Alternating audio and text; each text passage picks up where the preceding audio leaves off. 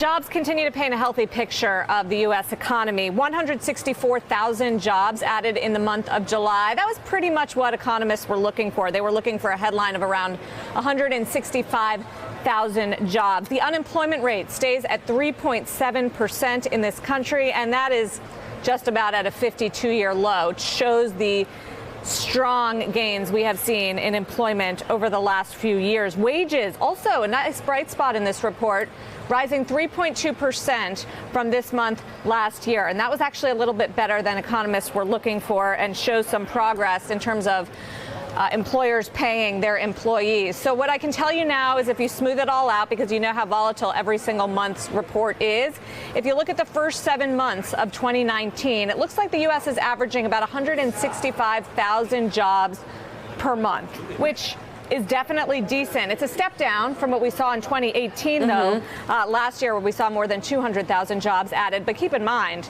I mean, we're past 10 years into this recovery. It is prolonged, and it continues to show healthy job growth. In terms of where the jobs were, healthcare was a pretty nice bright spot. Financial industry also showed jobs, but not so much in the mining, retail, and information technology sectors.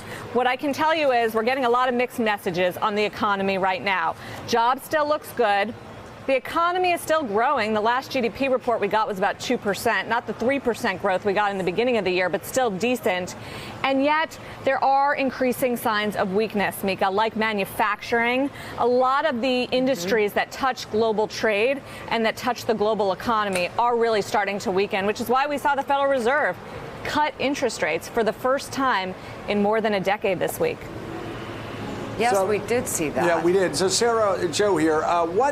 Talk about the concerns this morning as Wall Street wakes up and comes to work about an escalating trade war with China and the fears that China yesterday is saying something that I had heard from international diplomats over the past week, that they were simply recalibrating their economy and were saying, well, if it's going to be this difficult to deal with the United States, we're going to turn more of our focus to Europe. We're going to turn more of our focus to other parts of the world and figure out how to retool our economy without as big of a focus on the United States.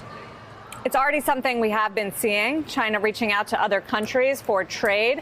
Look, yesterday was a big surprise to the markets. We were rallying more than 300 points in the Dow, and then bam, President Trump tweets, not enough progress on the trade talks. We're going to have an extra 10% tariff on the remaining $300 billion worth of Chinese imports. And as you guys have been discussing, this really hits at the heart of the U.S. economy, and that is the consumer. So far, consumers been insulated from the tariffs, but now we're talking about everything from Apple iPhones, apparel, footwear, accessories, a lot of made in China that we buy here in the United States. Will that 10% be raised on the consumer, or will the companies absorb it? Either way, it is set to hit the economy. Wall Street's pretty nervous about it. And you're seeing the sell-off that we saw yesterday. That 300-point rally turned into a nearly 300-point decline in the markets. Sharp moves in Treasury, signaling really strong growth concerns. It does look to extend this morning with a lot of pressure on the entire stock market this morning. Thanks for checking out MSNBC on YouTube, and make sure you subscribe to stay up to date on the day's biggest stories. And you can click on any of the videos around us to watch more from Morning Joe and MSNBC. Thanks so much for watching.